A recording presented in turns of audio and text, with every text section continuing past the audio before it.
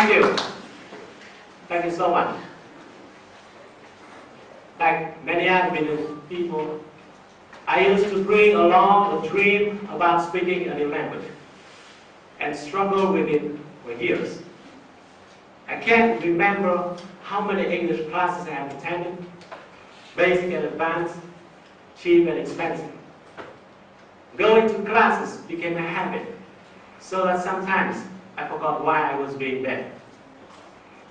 I used to ask myself, if all men in this world are equal, why not all languages are equal too?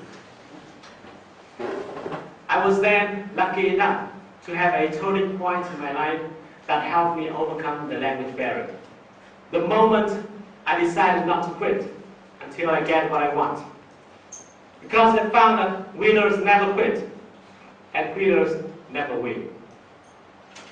We might not have the same moment, but you should all have the same season. But let me be clear. Let me be clear that learning a second language has never been easy.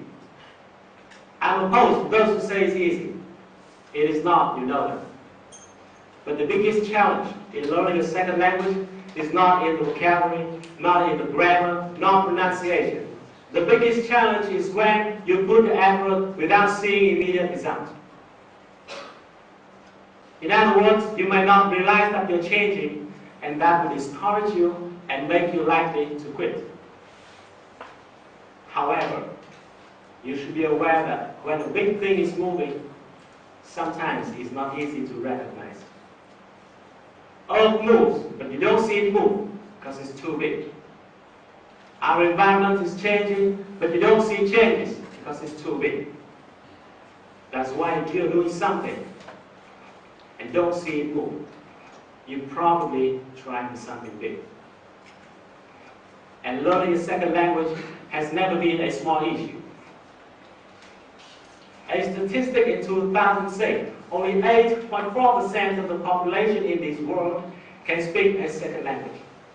And about 10% of that number, which means less than 1% of the total, can really use a second language to study or work. If you are doing something that less than 1% of the people in this world can do, is it a small issue? If you are doing something that less than 1% of the people in the world can do, how hardworking should you be? How patient should you be? And how strong should you be? But I'm so proud that millions of Vietnamese people are pursuing that challenging mission. And they pursue that mission with a strong belief. And I have been observing that belief everywhere. I saw the belief in the eyes of young students who live 600 kilometers far from here, went by public transportation and sat in the front row of my class. I saw the belief in the eyes of a young doctor who told me he learned to save more life.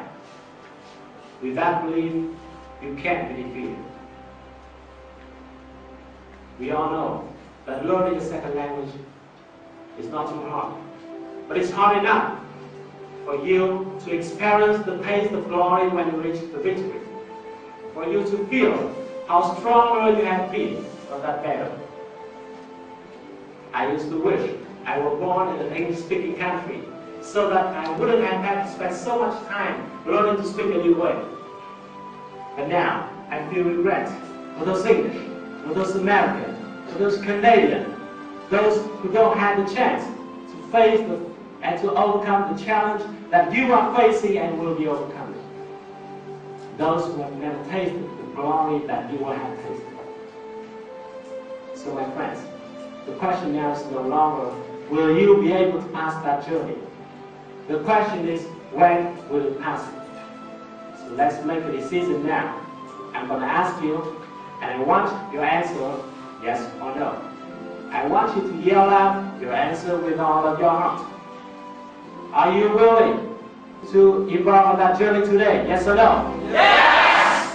Are you willing to keep putting efforts even if you don't see immediate results? Yes or no? Yes! Are you willing to be in 1% of the most firm and strongest people in this world? Yes or no? Yes! If your answer is yes, Let's start to read those obscure letters today. Let's start to listen to and mimic those strange sounds today. Let's start to sparkle today, and tomorrow you will shine it. Thank you.